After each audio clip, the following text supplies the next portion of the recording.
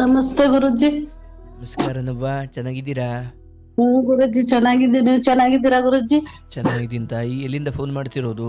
ನಾವು ಬೆಂಗಳೂರಿಂದ. ಬೆಂಗಳೂರು? ಈ ಸರ್. ಮುಂಚೆ ಮಾತಾಡಿದ್ರಾ? ಇಲ್ಲ ಗುರುಜಿ, ಇದೇ ಫಸ್ಟ್ ಮಾತಾಡ್ತಾ ಇರೋದು. ತುಂಬಾ ಖುಷಿ ಆಗ್ತಾ ಇದೆ ಸ್ವಾಮಿಗಳೇ. ತುಂಬಾ ಖುಷಿ ಆಗ್ತಿದ್ಯಾ? ಹೌದು. ಆಗ್ಲಿ ಏನ್ ತೊಂದ್ರೆ ಇಲ್ಲ, ಒಳ್ಳೇದಾಗ್ಲಿ. ಊಟ ಮಾಡಿದ್ರಾ? ಇಲ್ಲ ಸ್ವಾಮಿ, ಮಾಡ್ಬೇಕು. ಅಡಿಗೆ ಮಾಡಿದ್ರಾ? ಅಡ್ಗೆ ಆಗಿದೆ ಸ್ವಾಮಿ. ಏನ್ ಅಡಿಗೆ ಮಾಡಿದ್ರಿ? ನಿಜವಾಗ್ಲೂ ನೀವೇ ಮಾತಾಡ್ತಾ ಇದ್ದೀರಾ ಗುರುಗಳು? ಅಯ್ಯೋ ದೇವ, ಯಾಕೆ ಈ ಮಟ್ಟಿನ ಅಪನಂಬಿಕೆ? ನಾನೇ ಮಾತಾಡ್ತಿದ್ದೀನಿ, ಲೈವ್ ಅಲ್ಲೇ ಮಾತಾಡ್ತಿದ್ದೀರಾ ನೀವು. ಏನ್ ಅಡಿಗೆ ಮಾಡಿದ್ರಿ? ಬೇಳೆ ಸಾರು ಅನ್ನ ಸ್ವಾಮೀಜಿ. ಬೇಳೆ ಸಾರು ಅನ್ನ. ಏನ್ ಮಾಡ್ಕೊಂಡ್ರು ನೀವು? ಒಂದ್ ನಿಮಿಷ ಸಮಾಧಾನ ಆಗ್ಲಿ ಸ್ವಲ್ಪ. ಆಯ್ತು, ತಗೊಳ್ಳಿ, ಟೈಮ್ ತಗೊಳ್ಳಿ. ಫ್ರಿಡ್ಜ್ ಐತ ನಿಮ್ಮ ಮನೇಲಿ?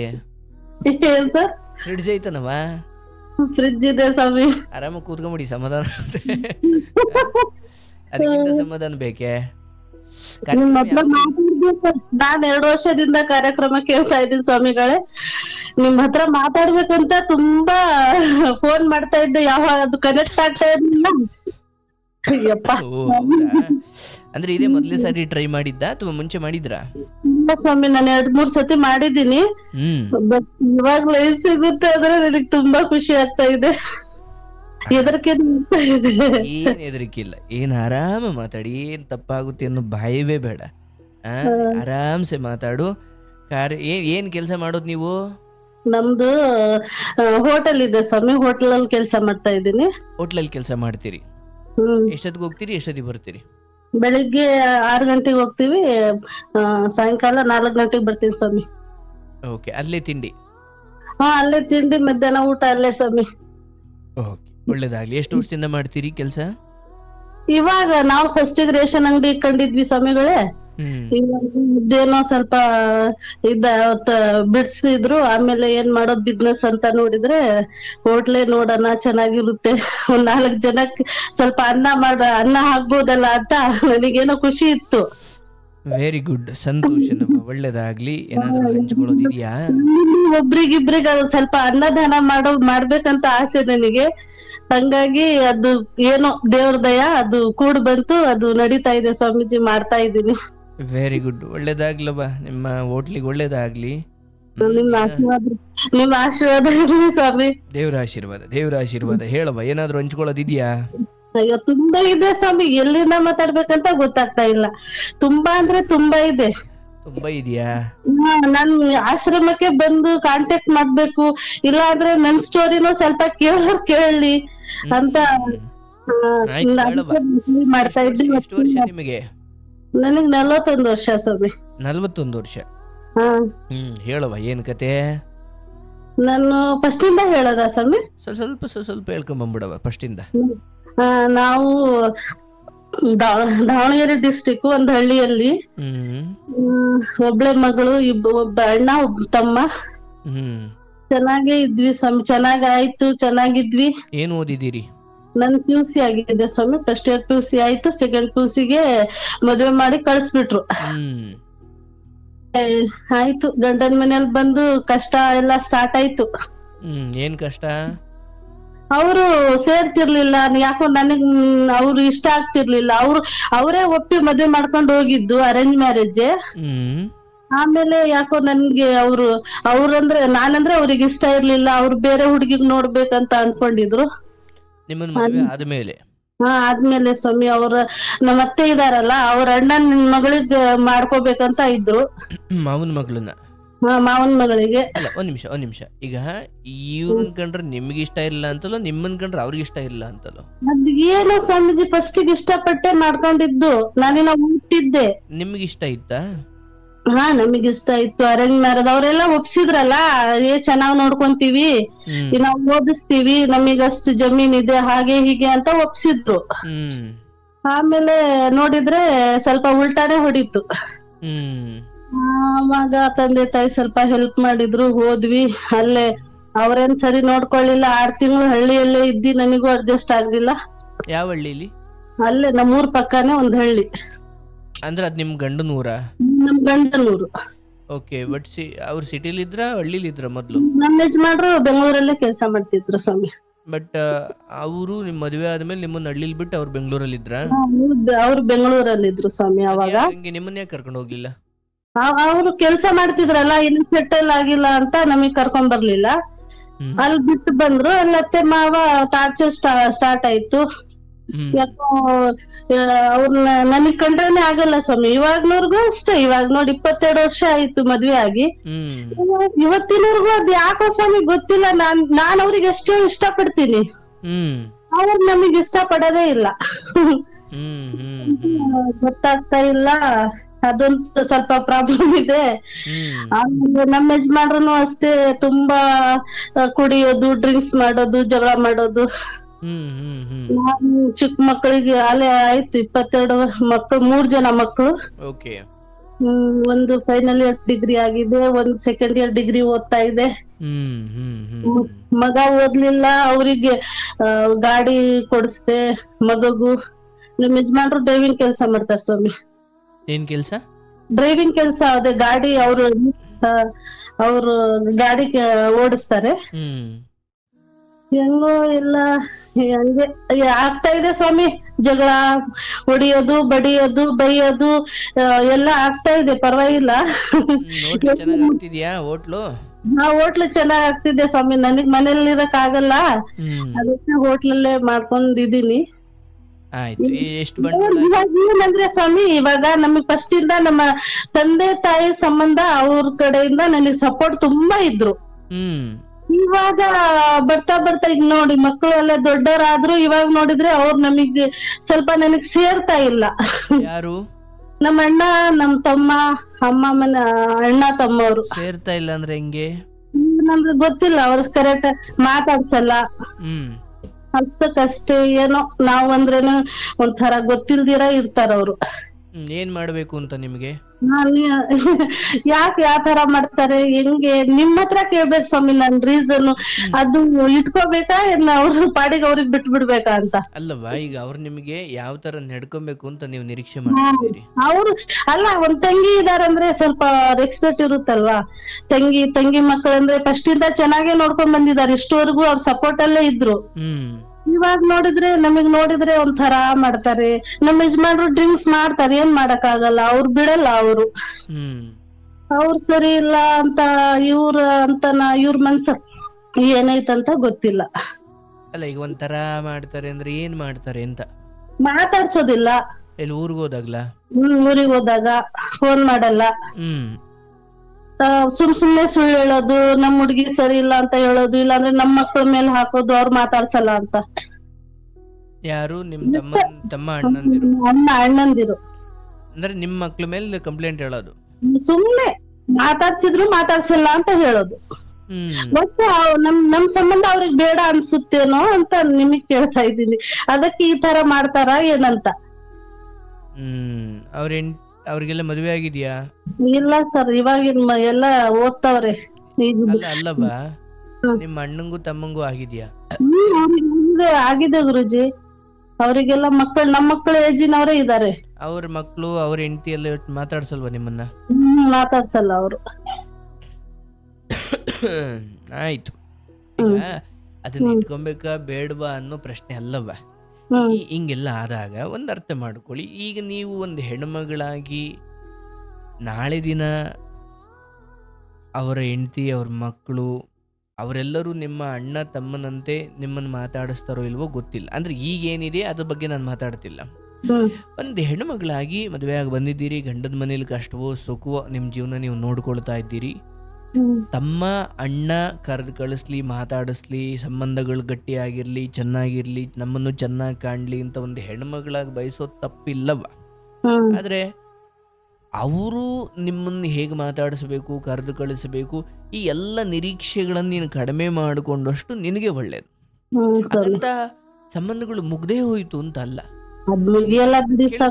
ನಾನು ಹೇಳೋದು ಕೇಳಿಸ್ಕೊಳ್ಬೇಕು.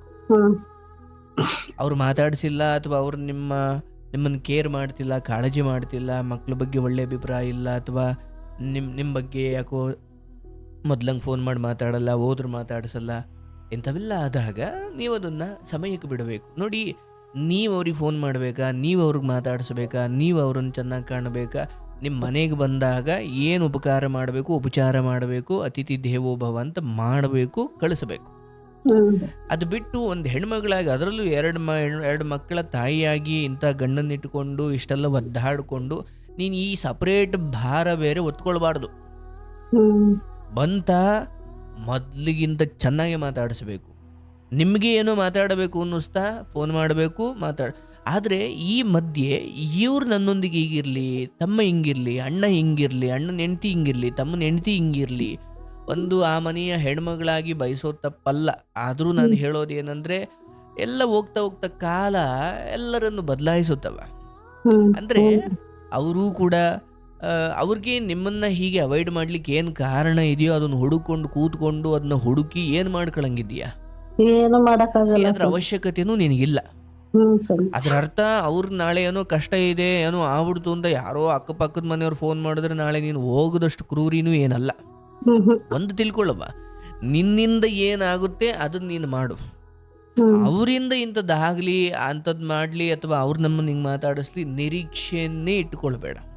ಒಂದು ವೇಳೆ ಯಾಕೆಂತ ಹೇಳ್ತೀನಿ ಅಂದರೆ, ಸಂಬಂಧಗಳನ್ನು ಚೆನ್ನಾಗಿ ಇಟ್ಕೊಳ್ಳೋದು ನಿಮಗೆ ಹಣ ಇದ್ದರೂ ಹಣ ಇಲ್ಲದೆ ಇದ್ದರೂ ನಾವು ಹಿಂಗೆ ಇರಬೇಕು ಅಂತ ನಿಮಗೆ. ಬಟ್ ಕಾಲಕ್ರಮೇಣ ಕೆಲವು ವ್ಯಕ್ತಿಗಳು ಒಡ ಹುಟ್ಟಿದವರೇ ಹಂಗಿರಲ್ಲ. ಅದೇ ನಾಳೆ ನಿಮಗೆ ಒಂದು 5 ಕೋಟಿ ಲಾಟ್ರಿ ಹೊಡೆದ್ಬಿಡ್ತು ಅಂತ ಫೋನ್ ಮಾಡಿ ಬೆಳಬೆಳಿಗ್ಗೆನೆ ಇಲ್ಲ ಸ್ವಾಮೀಜಿ, ಅವ್ರು ಇವಾಗ ಶ್ರೀಮಂತರಾಗಿದ್ದಾರೆ. ನಾವು ಹೇಳಿ ಕೇಳಿಸ್ಕೊ, ಇದು ನಿಮ್ಮ ಮನೆಗೆ ಅಂತ ಅಲ್ಲ, ಜಗತ್ತಿರುವುದೇ ಹೇಗೆ. ನಿನಗೇನೋ ಕೈ ಚೆನ್ನಾಗಿ ನಡೀತಾ ಇದೆ, ಯಾಕಂದ್ರೆ ಮಕ್ಳಿದಾವೆ, ಗಂಡ ಇಂಥವನು, ನಾಳೆ ಏನೋ ಆದ್ರೆ ಎಲ್ಲ ನಮ್ಮ ತಲೆ ಮೇಲೆ ಬಂದ್ಬಿಡುತ್ತೆ ಅನ್ನೋ ಭಯ ಇರ್ಬೋದು, ಯಾರಿಗ್ ಗೊತ್ತು. ಕೇಳಿಸ್ಕೊ, ಹಂಗೆಲ್ಲ ಇದ್ದಾಗ ನೋಡ್ರಪ್ಪ, ನಾನು ನಾಳೆ ದಿನ ಗೆಲ್ತೀನೋ ಸೋಲ್ತೀನೋ, ನನ್ನ ಗಂಡ ಎಂತವನೋ, ಯಾರ ಮೇಲೋ ನನ್ನ ಮಕ್ಕಳನ್ನ ಹಾಕುವಷ್ಟು ದರಿದ್ರ ಸ್ಥಿತಿಗೆ ನಾನು ಹೋಗಲ್ಲ. ಅದನ್ನ ನೀವು ಅವರಿಗೆ ತಿಳುವಳಿಕೆ ಹೇಳ್ಬೇಕಾಗಿಲ್ಲ, ಆಯ್ತಾ?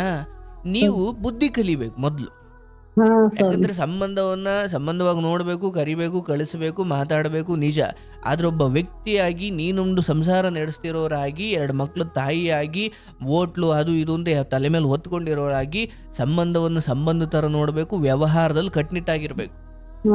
ನಾಳೆ ದಿನ ಏನೋ ಕೈ ನಿಂತು ಹೋಯ್ತಪ್ಪ, ಇವ್ರು ಹಿಂಗೆಲ್ಲ ಆಡ್ತಾ ಇರೋರು ನಾಳೆ ದಿನ ಇನ್ನೂ ನಾನು ಕೆಳಕ್ಕೆ ಹೋದ್ರೆ ನನ್ನನ್ನು ಕಾಲ್ ಕಸ ಮಾಡ್ಕೊಳ್ಳೋದಂತೂ ಸತ್ಯ. ಸೊ ಅದಕ್ಕೆ ನಾನು ಇನ್ನೂ ಒಂಚೂರು ಚೆನ್ನಾಗಿ ಕೈ ನಡೀತಿದ್ದಾಗ್ಲಿ ಬುದ್ಧಿವಂತಲಾಗ್ಬಿಡ್ಬೇಕು. ಸ್ವಾಮಿ, ನಾನ್ ಮಾತಾಡಲ್ಲ ಸ್ವಲ್ಪ.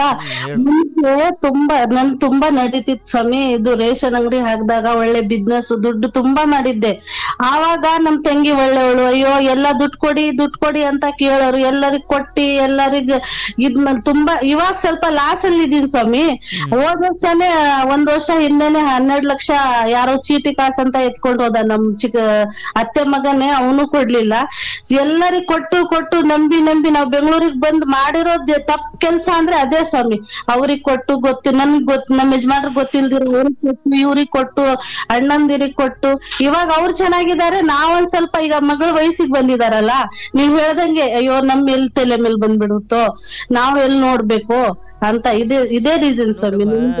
ಬದುಕಲ್ಲಿ ಯಾರೋ ನಿಮಗೆ ಹತ್ರ ಆಗ್ಲಿಕ್ಕೆ ಅಥವಾ ಯಾರೋ ನಿಮ್ಮಿಂದ ದೂರ ಆಗ್ಲಿಕ್ಕೆ ಅವ್ರದೇ ಆದ ಸ್ವಾರ್ಥಗಳು ಇದ್ದೇ ಇರ್ತಾವ. ತಿಳ್ಕೊಳ್ಳೋದಷ್ಟು ಚಿಕ್ಕ ಹುಡುಗಿ ನೀನೇನಲ್ಲ.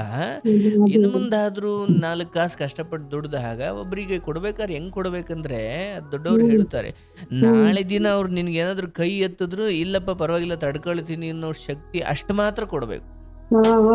ನಾನು ಅವನು 100 ರೂಪಾಯಿ ಕೇಳಿದ್ರೆ ತಗೊಳಪ್ಪ, ನನ್ನ ಹತ್ರ ಇರೋದು 5 ರೂಪಾಯಿ. ನಾಳೆ ದಿನ ಅವ್ನು 5 ರೂಪಾಯಿ ವಾಪಸ್ ಕೊಡದೆ ಹೋದ್ರು ಏನ್ ಪರವಾಗಿಲ್ಲ, ನನಗೆ ಅದನ್ನ ತಿದ್ಕೊಳ್ಳೋ ಅಥವಾ ಅದನ್ನ ರಿಕವರ್ ಮಾಡ್ಕೊಳ್ಳೋ ಶಕ್ತಿ ನನಗಿದೆ. ಅಂದ್ರೆ ನೀವು ಎಷ್ಟು ಕೊಡಬೇಕಾದ್ರೆ ಅಂದ್ರೆ, ಅವನೊಂದು ವೇಳೆ ಕೈ ಹತ್ತಿದ್ರು ನನಗೆ ತುಂಬಾ ದೊಡ್ಡ ಪಾತಾಳಕ್ಕೆ ತಳ್ಳದೇ ಇರುವಷ್ಟು ಕೊಡಬೇಕು.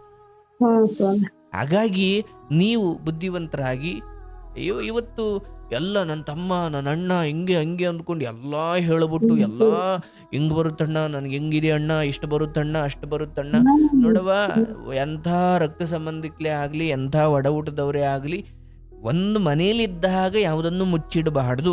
ಆದ್ರೆ ನಿಮ್ ಸಂಸಾರಗಳು ಅಂತ ಆದಾಗ ಎಲ್ಲವನ್ನು ಬಿಚ್ಚಿಡಬಾರ್ದು. ಅದ್ರ ಅರ್ಥ ಅವ್ರ ಮೇಲೆ ನಂಬಿಕೆ ಇಲ್ಲ ಅಂತ ಅಲ್ಲ.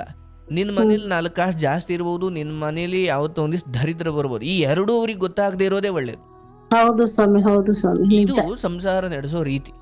ಹೌದು ಹಾಗಾಗಿ ಸ್ವಾಮಿ. ನಾಳೆ ದಿನ ಅವ್ರಿಗೆ ಹೇಳಿಲ್ಲ ಅಂದ ಮಾತ್ರಕ್ಕೆ ಅಯ್ಯೋ ನಮ್ಮ ಅಣ್ಣಂಗೆ ಹೇಳಿದ್ರಿ ಏನ್ ತಪ್ಪು ಸರ್. ನೋಡವಾ, ಅಯ್ಯೋ. ನಿನ್ನ ಮನ್ಸಲ್ಲಿ ಅಣ್ಣ ಅಂತ ಇರ್ಬೋದು, ಅವ್ರ ಮನ್ಸಲ್ಲಿ ತಂಗಿ ಅಂತ ಇರ್ಬೋದು. ಬಟ್ ಹಣಕಾಸು, ಆಸ್ತಿ, ಅಂತಸ್ತು ಅಥವಾ ಸಂಪತ್ತು ಅಂತ ಬಂದಾಗ ಎಂಥವರು ಚೇಂಜ್ ಆಗ್ತಾರೆ. ಅಲ್ಲ ಸ್ವಾಮಿ, ನಾನ್ ಹೇಳ್ತಿದ್ದೆ, ಒಂದು ವಿಚಾರ ಇದ್ರು, 1 ರೂಪಾಯಿ ಯಾರಿಗ್ ಕೊಡ್ಬೇಕಂದ್ರು, ಒಂದ್ ಮನೆ ಕಟ್ಸಿದ್ರು, ಏನಿದ್ರು ನಾನ್ ಹೇಳ್ತಿದ್ದೆ. ಇವಾಗ ಅವ್ರ ಹತ್ರ ದುಡ್ಡು ಬಂದಿ ಡೂಪ್ಲೆಕ್ಸ್ ಮನೆಗಳು ಕೋಟಿಗಿದಾರಂದ್ರೆ ಇವಾಗ ನಮಗ್ ಕಾಲ್ ಕಸ, ಅಯ್ಯೋ ನೀನ್ ಹೆಂಗ್ ಏನು ಅಂತ. ಆವಾಗ ನಂದ್ ಒಡವೆ ಹಾಕೊಂಡು ನಾನೇ ಕೊಡೋ ದುಡ್ಡಲ್ಲಿ ಸ್ವಲ್ಪ ಇದ್ ಮಾಡ್ಕೊಂಡು ಅವಾಗಿದ್ದಾಗ ತಂಗಿ ಕೆಳಗ್ ಕುತ್ಕೊಂಡ್ರೆ ಎಲ್ಲ ಗಲೀಜಾಗ್ಬಿಡುತ್ತೆ. ಅಯ್ಯೋ ಮೇಲೆ ಕುತ್ಕೊಳಮ್ಮ, ಮೇಲೆ ಕುತ್ಕೊಳಮ್ಮ. ಇವಾಗ ಕಷ್ಟ ಇದ್ದ ಅದ್ ಹಂಗೆ ಇರಲ್ಲ ಬಿಡಿ ಸ್ವಾಮಿ, ನಾವ್ ಒಳ್ಳೇದ್ ಮಾಡಿದೀವ, ದೇವ್ರ ನಮಗ್ ಒಳ್ಳೇದ್. ಹಂಗೇನಿಲ್ಲಪ್ಪ, ನಿನ್ನ ಬದುಕಲ್ಲೂ ನೀನು ಗೆಲ್ತಿ. ಹಾಗಂತ ಅವ್ರು ಕೆಟ್ಟವರು ಅಂತ ನಾನು ಹೇಳ್ತಿಲ್ಲ, ನೀನ್ ದಡ್ಡಿ ಅಂತ ಹೇಳ್ತಾ ಇದ್ದೀನಿ ಅಷ್ಟೇ. ಅದೇ ಸ್ವಾಮಿ, ಗೊತ್ತಾಯ್ತಾ? ನೀವು ಒಂದ್ ಸ್ವಲ್ಪ 2 ವರ್ಷ ಮುಂದೆನೆ ಸಿಕ್ಕಿದ್ರೆ ಈ ತರ ಸ್ವಲ್ಪ ಹೇಳೋರ್ ನಮಗ್ ನಿಜವಾಗ್ಲೂ ಸ್ವಾಮಿ, ನಮಗ್ ಹೇಳೋರ್.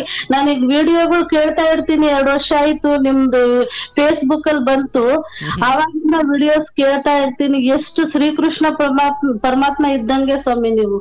ನಿಜವಾಗ್ಲೂ ನಾನ್ ಅಂತಿದ್ದೆ, ಈ ಭೂಮಿ ಮೇಲೆ ಯಾರು ಇಲ್ವಾ ಒಬ್ರು ಬುದ್ಧಿ ಹೇಳೋರು, ಯಾರು ಒಬ್ರು ನಿಜವಾಗ್ಲು ಒಳ್ಳೆ ಪ್ರೋಗ್ರಾಮ್ ಮಾಡ್ತಾ ಇದ್ದೀರಾ, ಚೆನ್ನಾಗಿದೆ ಸ್ವಾಮಿ. ಭಗವಂತ ನನ್ನ ಆಸೆ, ಮಗಳಿದ್ದಾರೆ, ವಯಸ್ಸಿಗೆ ಬಂದಿದ್ದಾರೆ, ಬದುಕನ್ನ ಇನ್ನೂ ಚೆನ್ನಾಗಿ ಕಟ್ಕೊಳ್ಳೋರಿದ್ದೀರಿ, ನಾನು ಒಂದು ಮನೆಗೆ ಮಗಳನ್ನು ಕಳಿಸ್ಕೊಡ್ಬೇಕು. ಇಲ್ಲಿ ನಾನು ಹೇಳೋದು, ಅದು ನೀ ಮಗಳು ಮದುವೆನ ಕೋಟಿಗೆ ಮಾಡ್ತೀಯೋ 5 ರೂಪಾಯಿಲಿ ಮಾಡಿ ಮುಗಿಸ್ತೀಯೋ, ಅದು ಭಗವಂತ ವಿಧಿಗೆ ಬಿಟ್ಟುಬಿಡು. ಆದರೆ ನಿಮ್ಮಲ್ಲಿರುವ ಎಲ್ಲ ಅಂದ್ರೆ ಆದಷ್ಟು ಬದುಕು ಗುಟ್ಟು ರಟ್ಟಾಗಬಾರ್ದು. ಅದೇ ಸ್ವಾಮಿ, ಅದೇ ನಿನ್ನ ಹತ್ರ ಯಾವುದು, ಈಗ ಬದುಕಲ್ಲಿ ಒಂದು ಸೂತ್ರ ಅರ್ಥ ಮಾಡ್ಕೊಳ್ಳವ, ನಿನ್ನ ಹತ್ರ ಇದೆ ಅಂತ ಗೊತ್ತಾದ್ರೆ ಮಾತ್ರ ಒಬ್ರು ಯಾರೋ ನಿನ್ನನ್ನು ಕದಿಯೋಕ್ ಸಾಧ್ಯ, ಯಾರೋ ಹಾಳು ಮಾಡೋಕ್ ಸಾಧ್ಯ. ನೀನ್ ಯಾವ್ದನ್ನ ಹೊರಗಡೆಗೆ ತೋರಿಸೇ ಇಲ್ಲವೋ ಅದ್ರ ಬಗ್ಗೆ ಕಣ್ಣು ಬೀಳಕ್ಕೆ ಹೇಗೆ ಸಾಧ್ಯ? ಅದೇ ಈಗ ನೀನ್ ಬೆಳು ತುಂಬ ಉಂಗ್ರ, ಕೊಳ್ ತುಂಬ ಚೈನು, ಕೈ ತುಂಬ ಬ್ರಾಸ್ಲೆಟು, ಚಿನ್ನ ಪನ್ನ ಹಾಕೊಂಡು ಓಡಾಡಿದ್ರೆ ಕಣ್ ಬೀಳುತ್ತೆ. ಅದ್ ನಿನ್ ಪಾಡಿಗೆ ಎಲ್ಲೋ ಇಟ್ಬಿಟ್ಟು ನೀನ್ ಸರಳವಾಗಿ ಬದುಕಿದ್ರೆ ಯಾರಿಗೆ ಕಣ್ ಬೀಳುತ್ತೆ? ಹೌದು ಸ್ವಾಮಿ. ಆದ್ರೂ ಕರೆ ಇವಾಗಿನ ರಿಲೇಶನ್ ಹೆಂಗಂದ್ರೆ ತೋರ್ಸ್ಕೊಂಡ್ರು ಕಷ್ಟ, ತೋರ್ಸ್ಕೊಳ್ಳಿಲ್ಲ ಆದ್ರೂ ಕಷ್ಟ. ಅಯ್ಯೋ ಇವ್ರ ಹತ್ರ ಏನೈತ್ ಬಿಡು ಅಂತ ನೆಗ್ಲೆಕ್ಟ್ ಮಾಡೋರು ಇದಾರೆ ಸ್ವಾಮಿ ಇವಾಗ.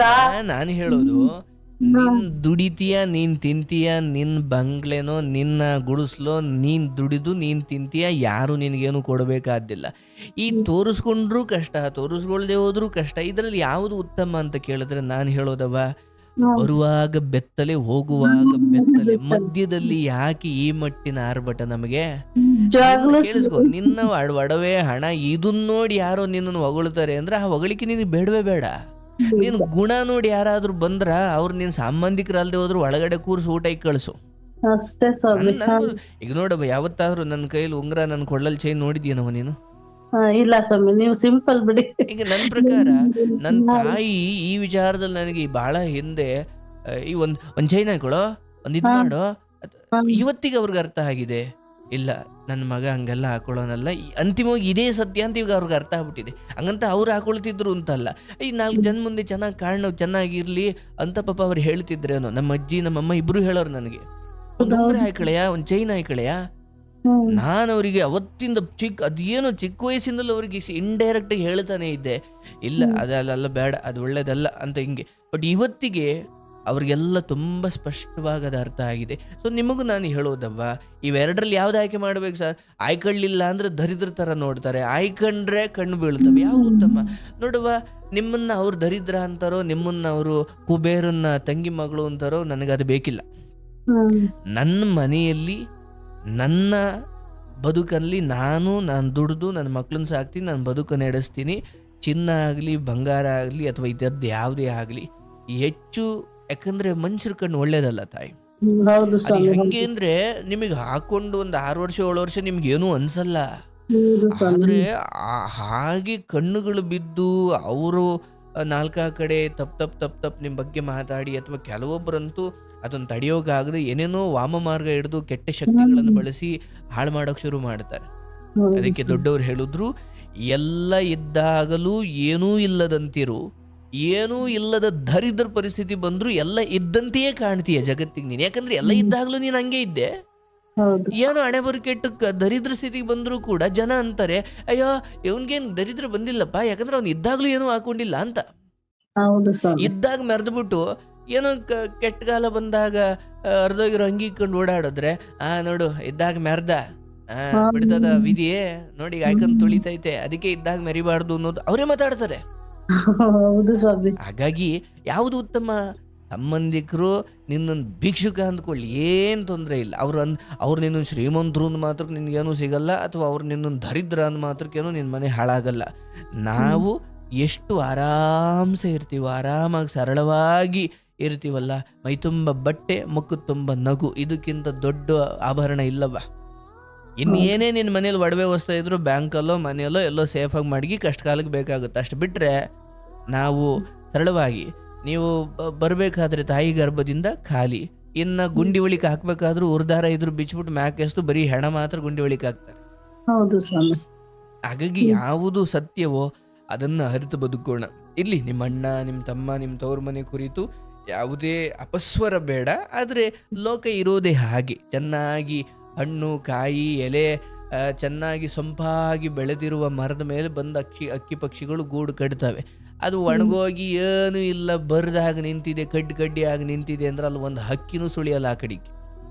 ನಮ್ಮ ಯಜಮಾನ್ರಿಗೆ ಅಷ್ಟೇ ನೋಡಪ್ಪ ಹಿಂಗಿದೆ ಎಲ್ಲ, ಆದ್ರೂ ಅವ್ರು ಅರ್ಥ ಮಾಡ್ಕೊಳಲ್ಲ. ಇವಾಗ ಸ್ವಲ್ಪ ಪರವಾಗಿಲ್ಲ, ಅವ್ರಿಗೂ ಬಿಟ್ಟು ಬಿಡೋಣ, ಇನ್ನೇನು ಎಪ್ಪ ಬೇಡ, ತುಂಬಾ ಕುಡಿತಾರೆ, ತುಂಬಾ ಬೈತಾರೆ, ಕೆಟ್ಟ ಪದ ಎಲ್ಲ ಮಾತಾಡ್ತಾರ ಅನ್ಕೊಂಡಿದ್ದೆ.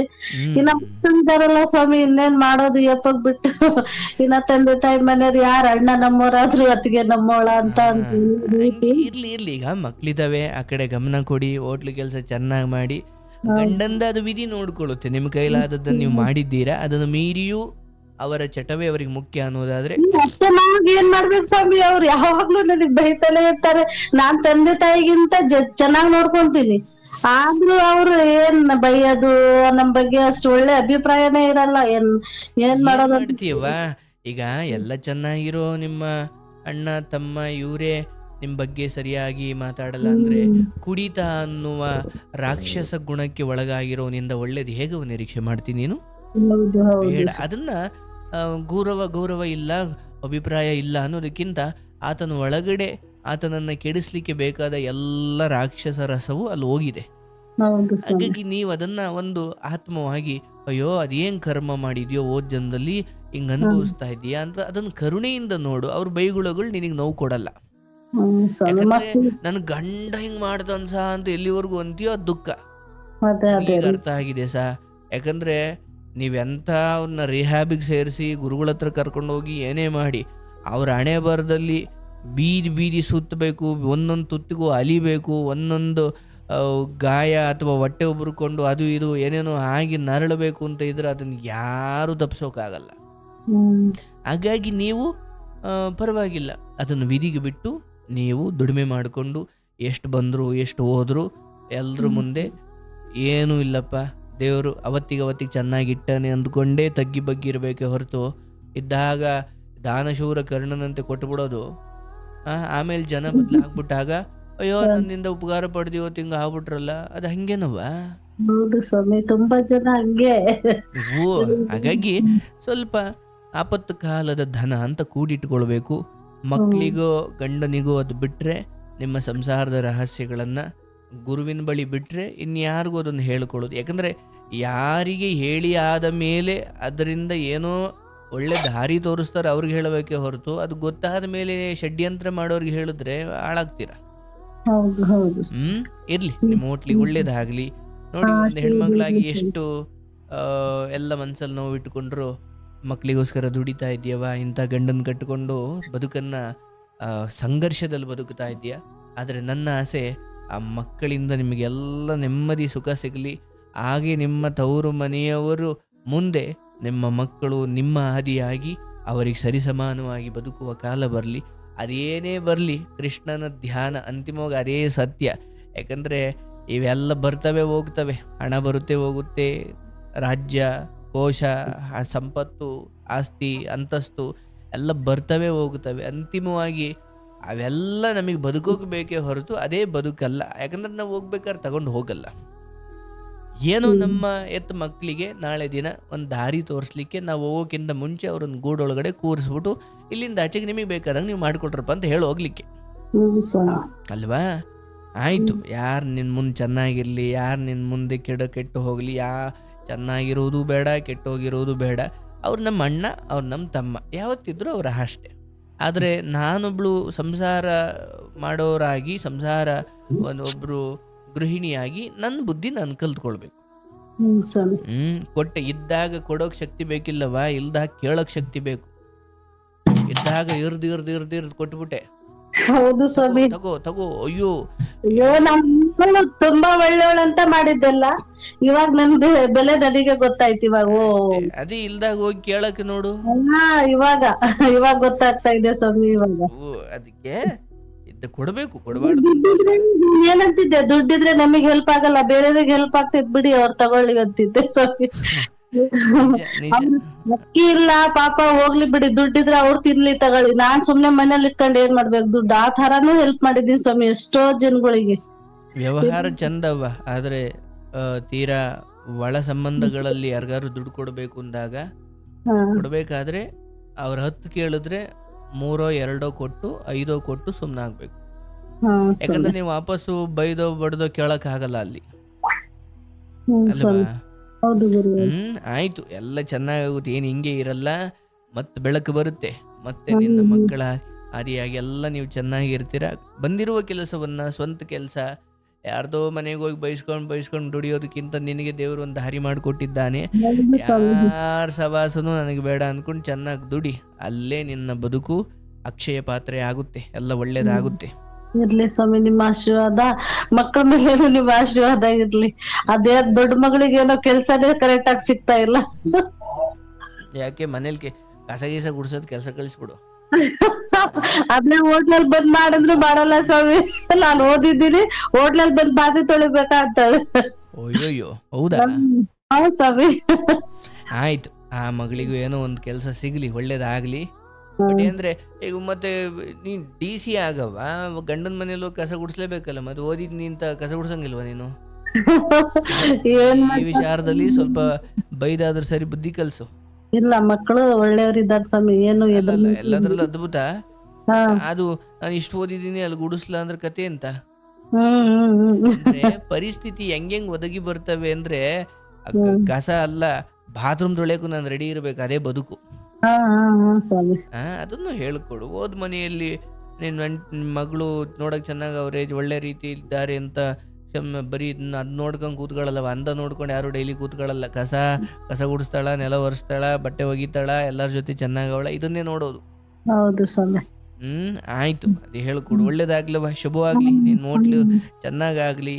ಒಂದು ಹೆಣ್ಮಗಳಾಗಿ ಬಹುಶಃ ನಿಮ್ ಕತೆ ಹೇಳ್ಕೊಳ್ಳೋ ಮೂಲಕ ಹೇಗೆ ತಮ್ಮವರೆಲ್ಲ ತಮ್ಮನ್ನು ನಿರ್ಲಕ್ಷ್ಯ ಮಾಡಿದ್ರು ಕೂಡ ತಾವು ಹೇಗೆ ಬದುಕಬೇಕು ಅನ್ನೋದಕ್ಕೆ ನೀನು ಉದಾಹರಣೆ ಆಗಿದ್ದೀಯ ತಾಯಿ. ಎಲ್ಲ ಒಳ್ಳೇದಾಗುತ್ತೆ, ನಿನ್ನ ಮಕ್ಕಳು ನಿನಗೆ ಬಲವಾಗುತ್ತಾರೆ. ಶುಭವಾಗ್ಲವ್ವ.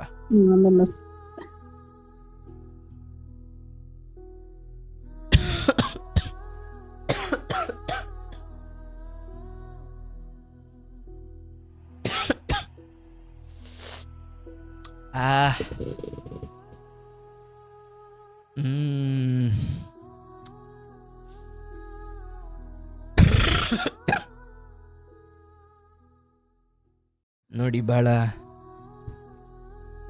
ನಂಗೆ ಸ್ವಲ್ಪ ಗಂಟ್ಲು ನೋಯ್ತೈತೆ, ಕೆಮ್ಮಿ ನೋವು ಬಂದ್ಬಿಟ್ಟಿದೆ ಗಂಟ್ಲು.